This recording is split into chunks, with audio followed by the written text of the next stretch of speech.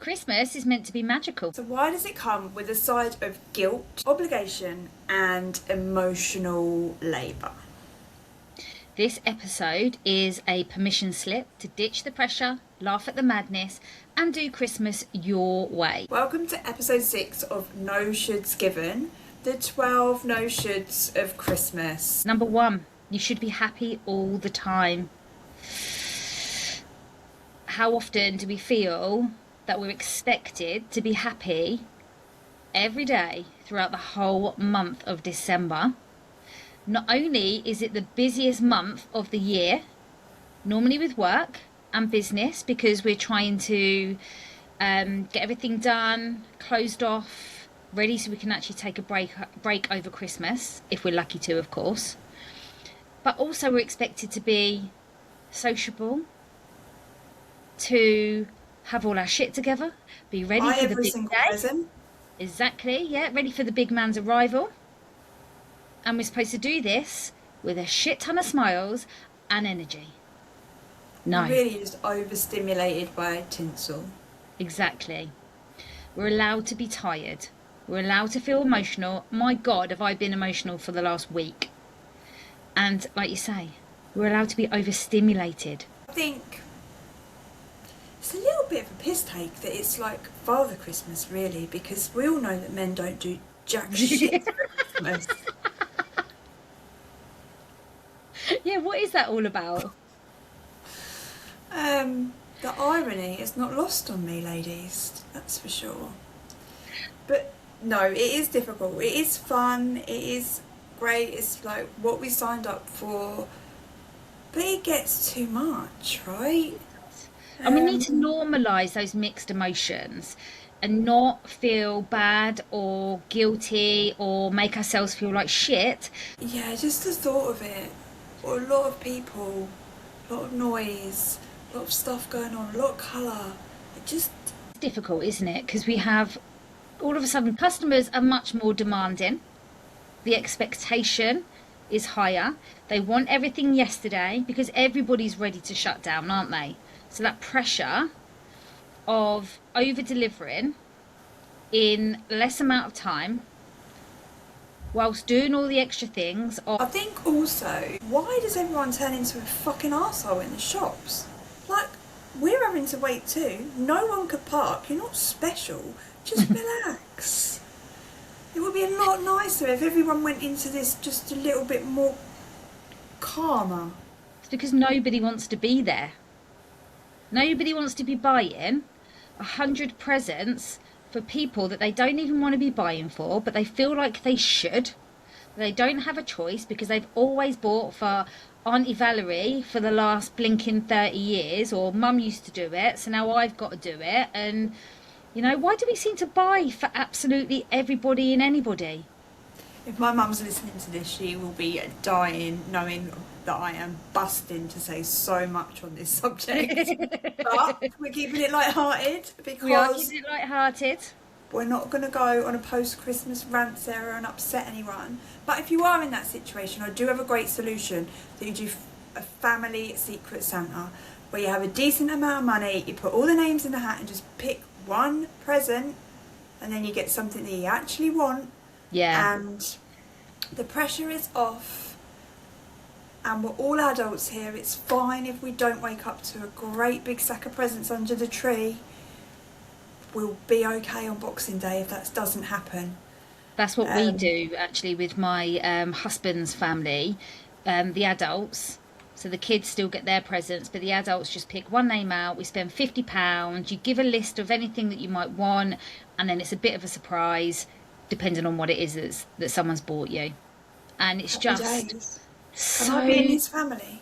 it's just so much easier. It's less stressful. I must admit, this is the first year I've said to my sister, let's not buy. Why are we buying for each other for the sake of it? Let's just not bother. And it felt really, really good. Where does it end? Yeah, And then exactly. it just doesn't. Then it just becomes a burden. And isn't that like the opposite about what it's meant to be about? Yeah. Well, I think that, as you said, you know, we don't need to wake up to a pile of presents in the morning. It is all for the kids, but there are some adults out there that would have absolute toddler meltdown if they didn't receive. Do you know what I say? Fuck Go and 'em. spend your money on yourself then. Yeah, I know. Fine. Right, this is another good one that can tie you up in knots. You should see everyone. It's really difficult, isn't it? And I think it's worse when you have younger children, because obviously Christmas is all about them and everyone wants a little piece of that excitement and joy with them. But often that means like you've got a military schedule and you are driving and you're going and you don't stop and you like eat your dinner and then you're like, oh god, I've got to be here by tea time, and then you've got to go and like act like you've never eaten for a week and eat again and then you might like, oh, we're just going to pop in here for a drink, and then before you know it, like it's about 3 weeks later and you've not sat down and you've forgotten who brought what, and you get home and you just like, oh, that was a lot.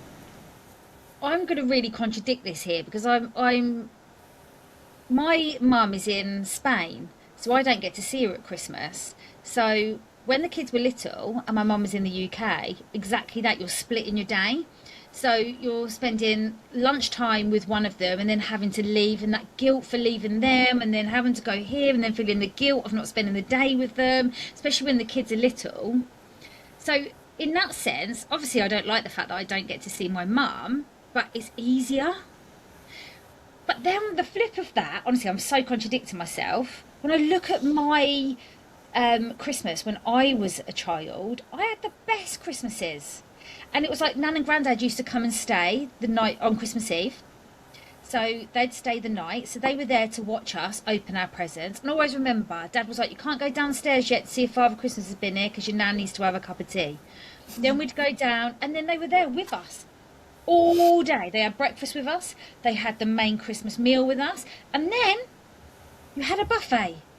And in between all of that, you had a snooze. So you stuffed sweets in Grandad's mouth, up his nose, in his ears. You'd go for a Christmas walk, even though we didn't have a dog. Like, you used to watch Christmas films and programmes. It was amazing. And then I look at the memories that I have from a child, and then I look at the Christmas now and I think, oh, my kids haven't got any of that. God, the other year we were sitting on the sofa by 4:30 in our Jimmy Jammies, and I was just like, I don't know what to do with myself. And it's that, I love it, but I hate it. Does that make sense? It's like I'm kind of in that in between, like, oh, I guess it's shouldn't. It's not about shouldn't, it's about... I think it depends on what side of this event you are on. If you are going to people's houses and you just literally turn up and you are a guest through this experience, it's nice, isn't it? Yeah. It's fun. You get to enjoy it. If you are the person that has had to make breakfast, lunch and the buffet and clear up and do all the shopping and prepare it all and work out your timings and everything, then it's just a bit more not stressful. so much fun. Yeah. Although I do remember hosting when the kids were little, and we had both sides of the family come over. And we'd done it a couple of years in a row. And we just thought it was a really good idea because we'd had the morning to ourselves, and then we thought it was a really good idea to open a bottle of Prosecco before anyone turns up. So me and hubby are half cut, not hammered, but giggling. So you just relaxed, aren't you?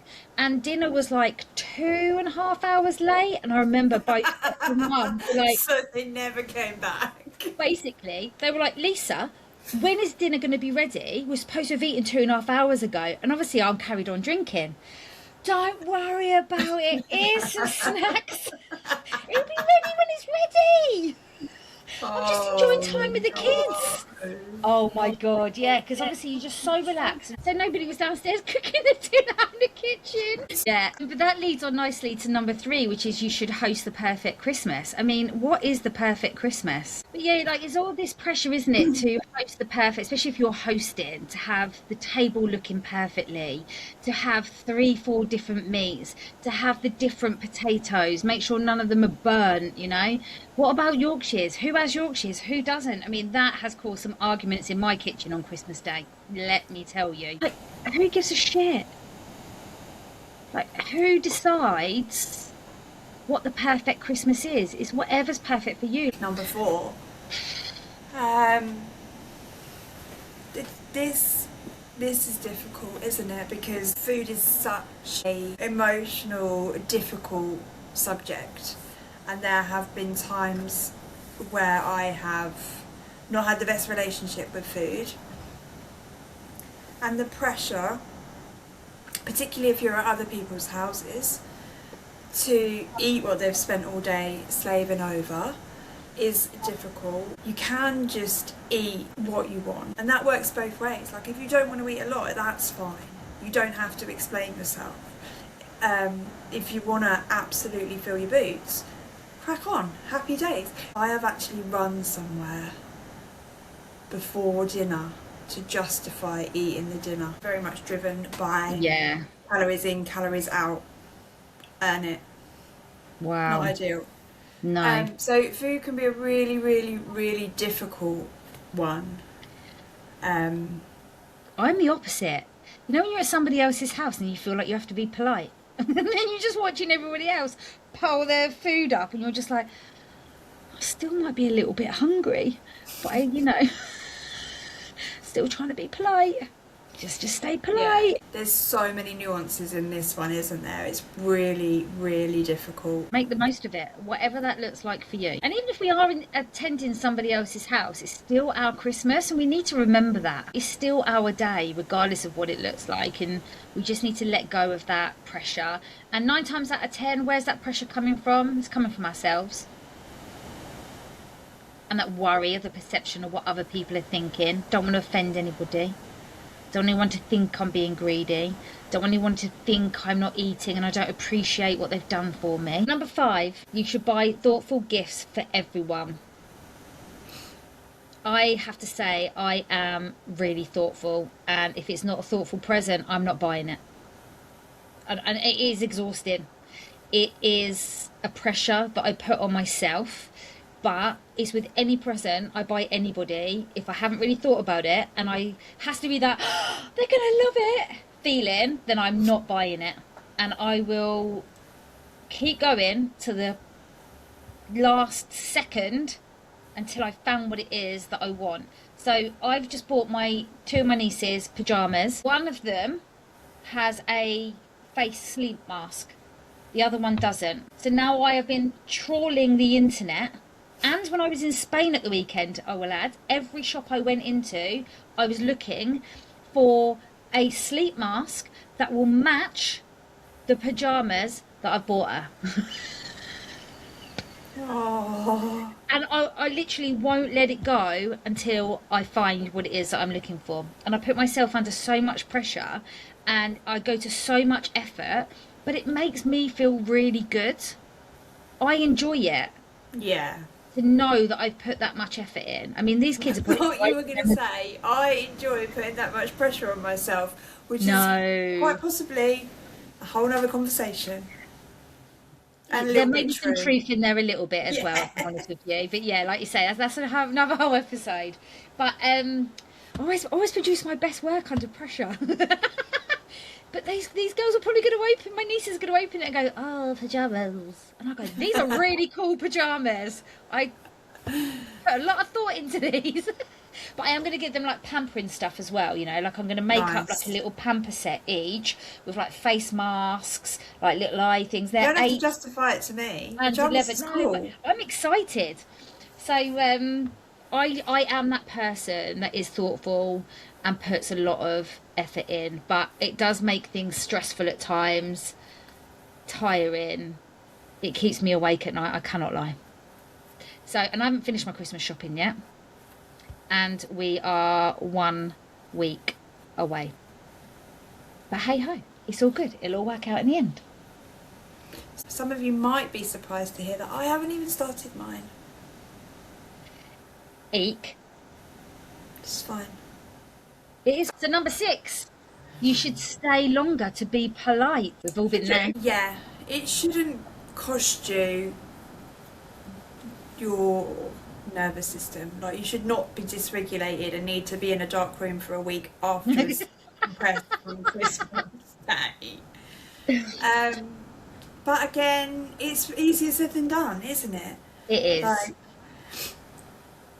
You don't want to seem rude. You don't want to you just don't turn want to just up. eat your dinner, wipe your mouth, and go. Exactly. Exactly that. Um, But also, though, a part of that is maybe you don't even want to go, but you're going out of politeness. How many times have you wished that you could have Christmas Day at home on your own with your kids? And I don't mean that any disrespect at all to family. I'm not saying I don't want to spend the time with them, but the thought of, do you know what? I'd love to take my kids away to be in a cottage somewhere in the middle of nowhere with a fire on, just the four of us, opening presents, having fun, having a slow day and dinner. Feels like the perfect day to me. But genuinely, I don't think we'll ever get that opportunity because you don't want to let people down and you want to be polite and you want to be around family. We're doing it for the kids, we're doing it for our parents. We don't know how much longer they're going to be around for, you know? There's lots of reasons why. And then you don't necessarily end up having the day that you're wanting that particular year. Does that make sense? And that's, as I say, it's no offence to anybody, but we just feel like we should be polite and do what we've always done because we've always gone to mum's or we've always gone to Auntie Pam's or Nan and Grandad's or the mother-in-laws, whoever it might be. yeah, it's very, very difficult to break this tradition. But then, of course, the opposite of that is some people are on their own, and then you feel like the pressure, and you should be having a nice big family Christmas, um, you know, and you feel like you're less than if you're not having that, if you're not doing that, if you haven't got loads of presents under the tree, a great big Christmas dinner, all your family around you. There's pressure on that side as well. It is really difficult. It's a huge subject, and we're making light of a lot of this stuff, because we have all been in them situations, and you know what it's like. But it is also a really difficult time for people as well that Yeah. don't have that and are going to be on their own, and you're going to be everywhere you look. You know, people walking past your house, and on social media it can be really isolating and lonely, and we feel if it's not that big Family, family traditional. EastEnders episode Christmas, Yeah. then it's not a real Christmas, and Yeah. actually can just be, it's just a day. It's Mm. just a day. It's whatever you decide to make it. And if that's massive, lavish, 6 meats and everything, fine. But if you are quite, just cheese on toast, no presents, at home on your own, come round. Come round to yours. Yeah, come round to mine. No, Bring a bottle. I just think it's really, there's so much pressure from Yeah. every side. And you always want the different, don't you? If you Of are course you still at do. that stage where you're being pulled between 3 families, or you are having those, like, it's just the 4 of you because you don't have that big family and you're missing that, or you are on your own because you don't have your kids, or you're not close to your family, or for whatever reason something has happened, it can be really, really difficult, because we do Yeah. live by this, my Christmas should look like Yeah. that, and it doesn't have to. And it should be happy. And it should be, full of laughter and specialness, whatever that looks like. And actually, sometimes Christmas Day isn't that way for people, even if you are spending it with family. Sometimes it's not full of that laughter. Sometimes it's full of stress. Sometimes it's full of trauma and pain and upset. And then we sit there thinking that we should just be grateful. We should be grateful that I've got this family that I'm sitting around the table with. I should be grateful because at least I'm not spending Christmas Day by myself. And it's just how you feel is valid for you.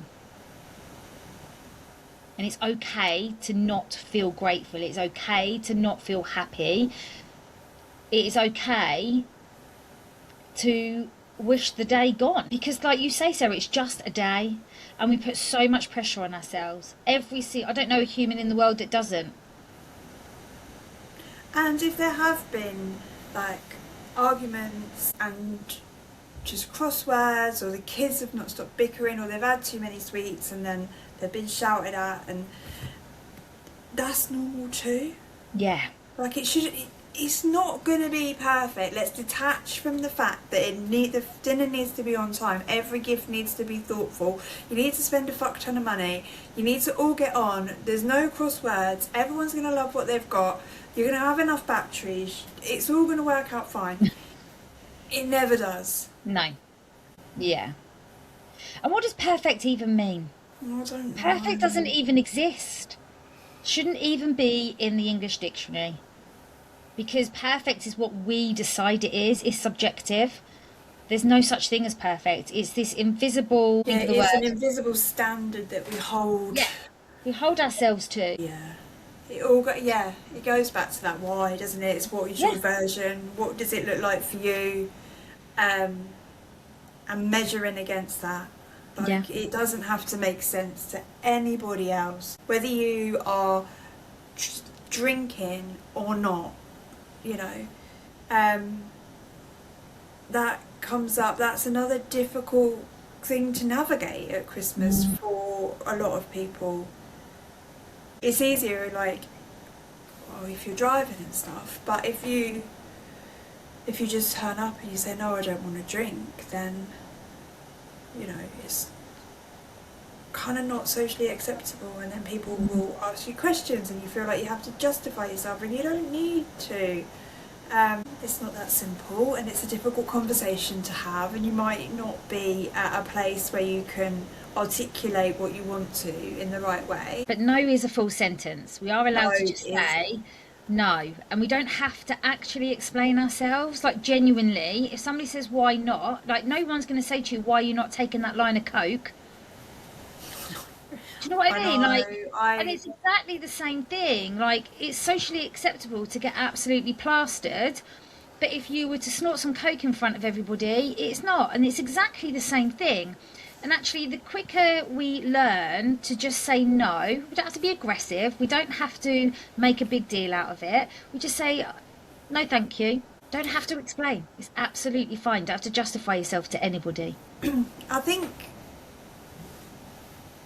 we need to have more of these conversations. If someone says no to you, you don't need justification. You don't need to probe them for, you know, why they're not drinking, why they're not pregnant, why they're not doing this, why they're not doing that. Just no. Yeah, but going back to the drinking thing, this is the issue, isn't it? Because like, go on, you know you want to, oh, don't be boring, don't be this, don't be that. No, don't be a prick. We need to get comfortable with those no's ourselves. But equally, if you are on the receiving end of a no from someone over this Christmas holiday, for whatever reason it is, yeah, whether it's food related, whether it's present related, money, drink, please, if someone says no, I don't want to, or I can't do that, or that's not for me, or any variation of no thank you, please do me a favour and just go, okay then. Please just have the respect for that person to go, okay then. It will help them more than you think. Yeah, definitely. So, number 8, you should be grateful. We have touched on this a little bit throughout. It's like a common theme, isn't it? But gratitude and discomfort, whether that is you find it difficult to be around that person, you're grieving someone who isn't here this Christmas, or you're just really stressed, you're finding the whole thing really difficult, you've found it a lot of pressure, you've financially put yourself in a situation to show up for other people. Maybe there's some resentment for people that haven't stepped up, and you have carried a lot of the burden and organising or whatever it might be yourself. You can feel all those things, but still be incredibly grateful for the people around the table, the presents under the tree. The two can coexist. It's not either or. You can be incredibly grateful for the time that you shared with someone, but mourning them like fuck. Yeah, still feeling really it's sad. Not one or the other. And I think the other side of that is like shooting yourself into this like toxic gratitude. Like, God, don't get me started on that. Placate that, to like beat yourself up for the two living side by side. Oh, I should be enjoying this. I should be grateful. I haven't had to think about how much I'm spending. Everybody's got what they want. We've got a beautiful dinner. I should be grateful. I shouldn't be feeling like that. No, the two can live together, whatever is happening. They're all valid emotions. Don't beat yourself up for feeling them.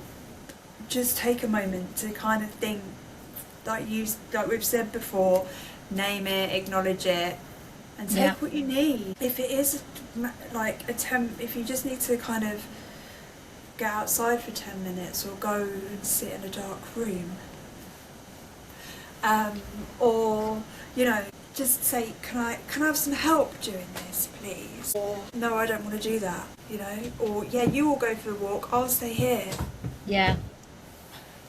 Whatever it may be, just take that time, just have those little pockets of time, even if it's just connecting with 3 breaths, or doing some like square breathing, or taking yourself out completely. All of this is valid. It's not, don't beat yourself with a big stick. Catch it, do something that you need in that moment, and know that just because you're stressed or in the midst of like a big wave of grief or guilt or whatever, doesn't mean you're not grateful. Number 9, you should keep the peace. And I'm pretty sure that 99.9% of us are all guilty of this.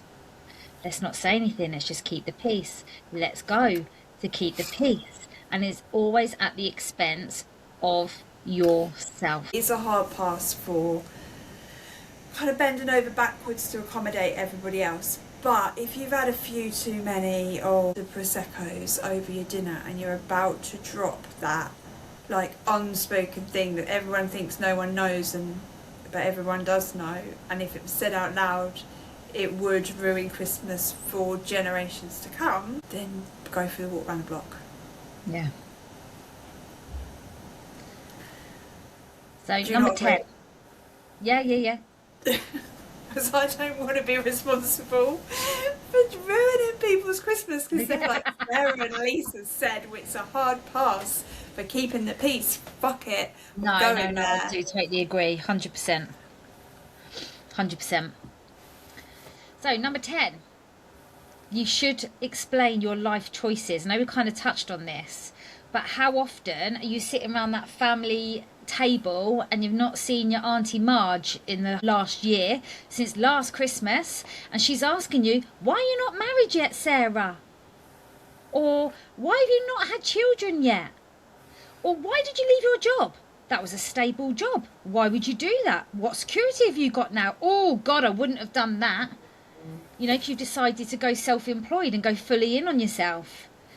No explanations are required.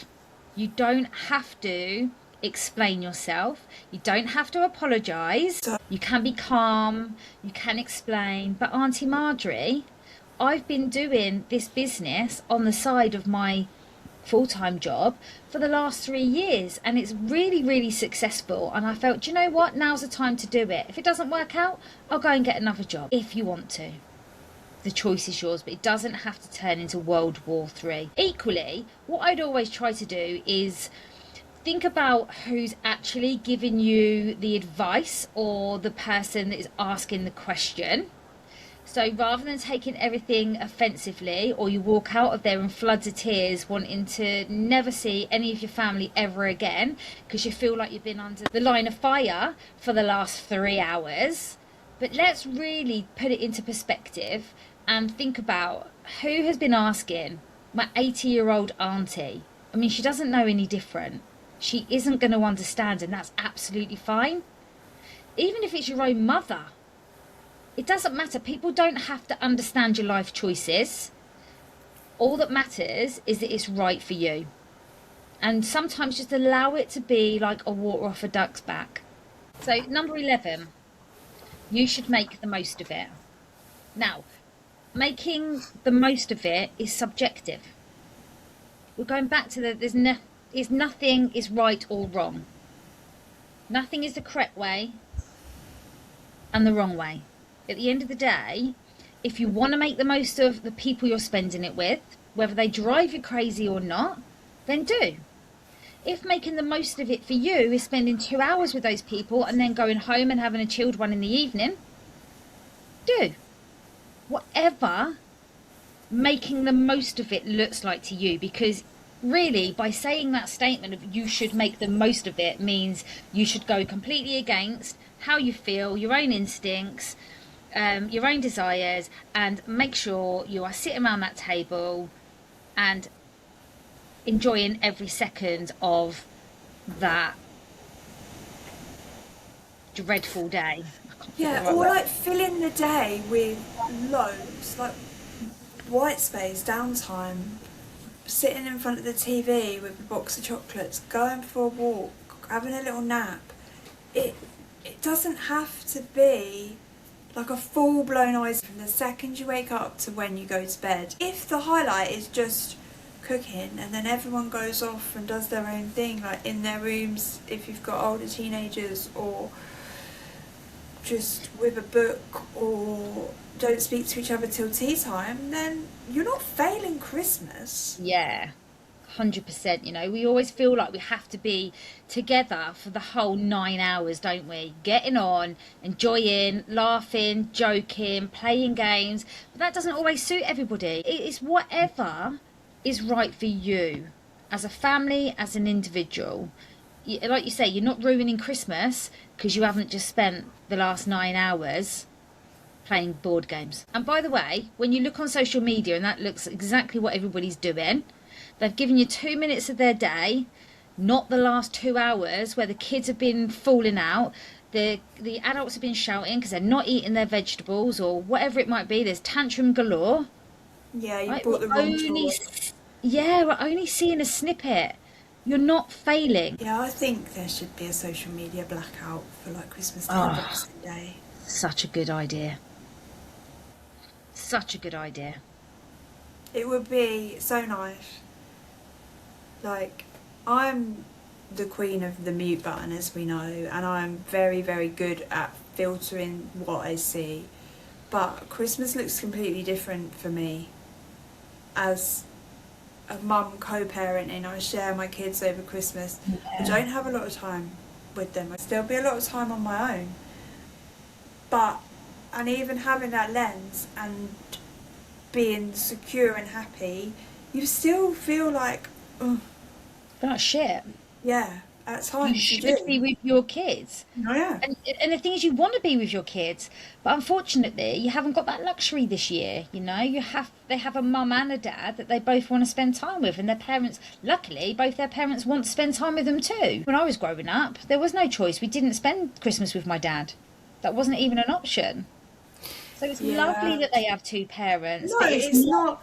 I'm not. not It is our way. It is fine. It but it's is not nice for you, is what I'm what trying to we say. know, but it's that comparison still creeps in Of course it does. when, even though I know that it's not. Don't get me wrong. It's not all bollocks. Like, happy families, a good, nice, celebratory posts are not all fake.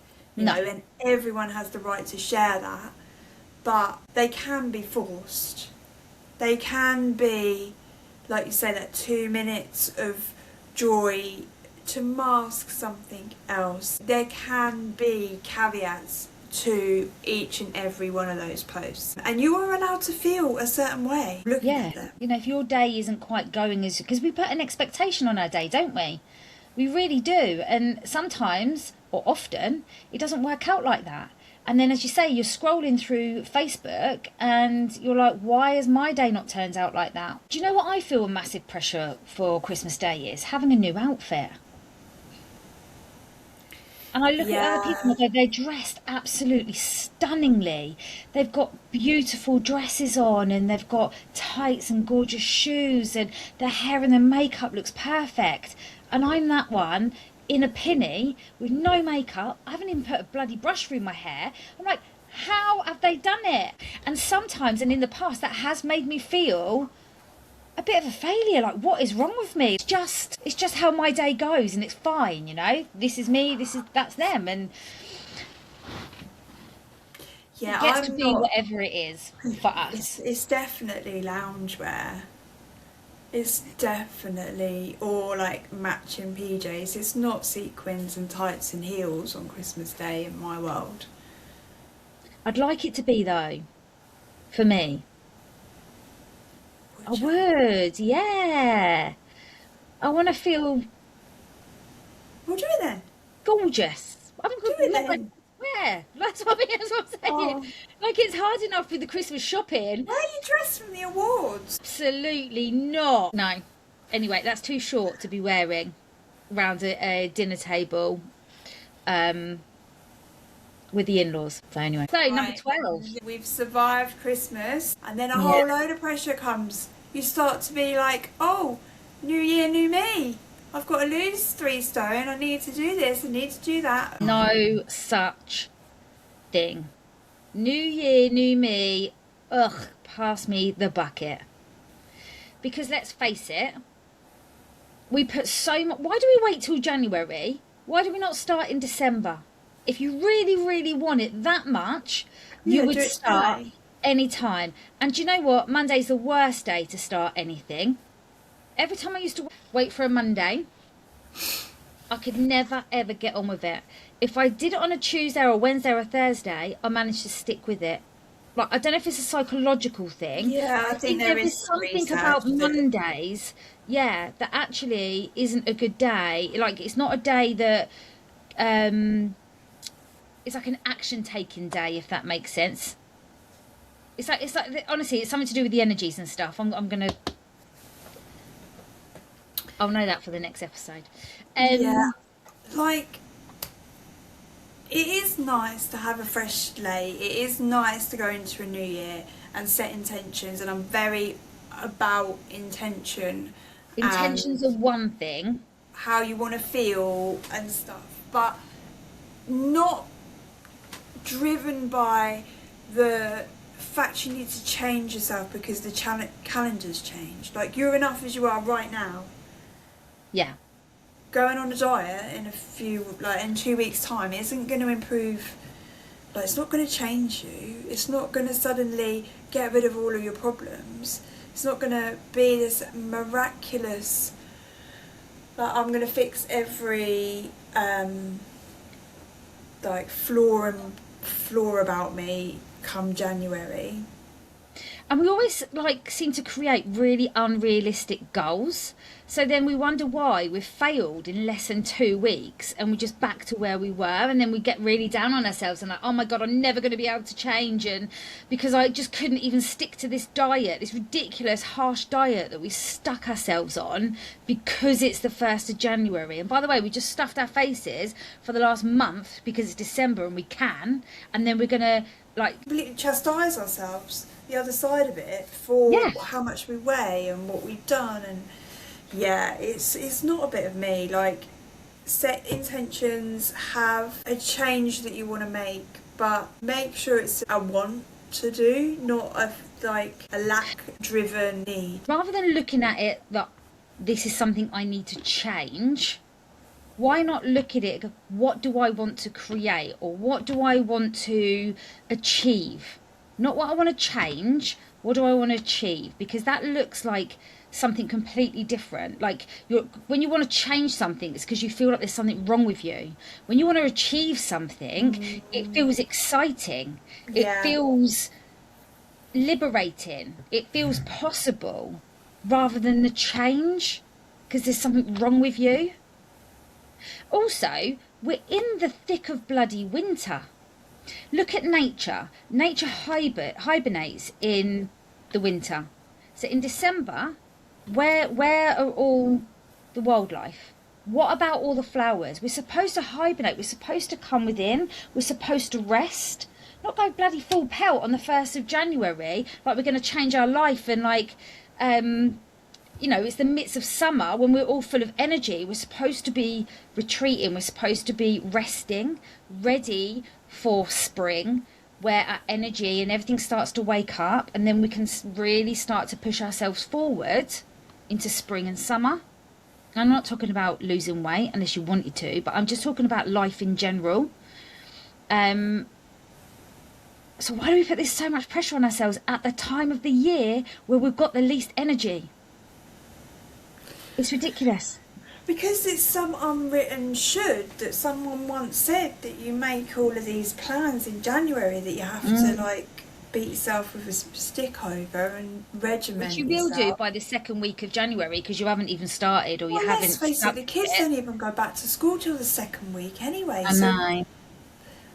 like, it's just a non-starter, isn't it? It's really difficult. And again, it's just an external expectation. Well, you're doing it because you should, because it's like a tradition. Someone once said that this is what you should be doing. So you feel like if you don't set anything and you're not working towards something, you're not good enough and you're not taking the action. So you're damned if you do, if you're damned if you don't, aren't you? You beat yourself up for not setting these resolutions, expectations, whatever, and then you set them or don't keep them. Some you might keep, but I think a lot of them are like stereotypical ones because we're conditioned to believe that this is when you download Couch to 5K, start to lose weight, stop smoking, whatever. Don't drink, dry January. Yeah, we're so conditioned to those behaviours happen at that time. Should I be joining a gym when I absolutely cannot stand the gym and it makes me feel like shit the second I step into it? Like, just because it's the 1st of January. Do I have to go and do 10,000 steps every single day because that's what the guidelines say, when actually I've barely walked for the last 6 months? Like, let's take slow steps. Let's take action where it feels good. And actually, when I look at New Year's, it always depends on how I'm personally feeling. So last January, I was full of energy, I was full of excitement, and I just went for it in my business. The year before that, I felt the complete opposite. And in my business, I literally took 3 months off. I didn't start working in my business until the end of March. And that felt good, and I didn't feel guilty. So we have to start listening to ourselves, because when we're forcing and pushing, we don't achieve. It doesn't feel good. It feels sticky. It feels hard. Resentment, guilt, all those horrible feelings where we start to beat ourselves up. But if we start to listen to ourselves and listen to our energy, how do I feel right now? For me, if I say I'm going to go for a walk every day, no expectation. Yeah. No. How far? I'm going to walk for half an hour. I'm going to do 10,000 steps. I'm going to walk 4 miles. None of that. Yeah. It's just I'm going to go for a walk, and then that gives me permission to. That might just be walking around the block, and it takes 10 minutes, or that might be me going out for a walk for an hour. Yeah. But also, I think it depends on your life as well. Like, for example, if you've got a job that potentially you're working shifts or long hours, or, you can't fit that walk in, and that's fine. I think we just have to really start listening to ourselves. You know when you want to go for that walk. You know when you're making the excuses not to go, and you know when you really don't want to. And it's understanding that. Sometimes when we're making those excuses, you know the best thing you can do is get yourself out that door. Because That's you're going to exactly what I feel was going to say to you. $1 million when you get back. Because there is that, like, you do have to be really honest with yourself and call yourself out a little bit. Yeah. Like, are you making an excuse? Because if you do set these intentions and then you're like, oh, it's a bit cold today, it's raining, I haven't really got time. If you keep doing that, then there is a danger that it could be this time next year and you haven't really taken any action. If you set that intention, then really be honest with yourself. And I would recommend swapping. Instead of saying I haven't got time, saying that's not a priority for me right now, and see how that changes things. Also, I feel like set the right challenge for you. Really, really small intentions, like Yeah. I am going to talk kinder to myself. Yeah. Interrupt that internal dialogue. Stop beating myself up. Stop shoulding. Stop living by these Stop beating myself up and making myself lose weight when actually I might be quite happy with the way that I look. I actually feel quite confident. It's just when I get shitty, bitchy comments made at me because I don't look like everybody else or what other people's expectations of a woman should look like, because I've put a stone on this year. Like, let's really look at the why. Is it because you're not confident and you feel like shit, or is it because other people are making you feel like that? You know, we really need to, when you set these intentions for the year ahead, ask yourself why. Why am I deciding to do that? What is the reason behind it? Is it something I really want? Because if it isn't, you're not going to stick at it. If it is, then let's really get to the crux of the why, because that's going to be your motivator. Yeah, That's going to be the thing that keeps pushing you. Because trust me when I say, at 6:30 when your alarm's going off and it's chucking it down outside and it's pitch black, if there's not a real reason why behind it, you're not going. But if you're training for that half marathon because you are raising money for that incredible charity that you feel really passionate about, you're going to get up and you're going to go, and it's going to feel good, even if you don't want to be there. It's really understanding yourself and what you want from the new year before we start setting intentions. Let's get really, really clear. Or just don't set any, because you are enough as you are.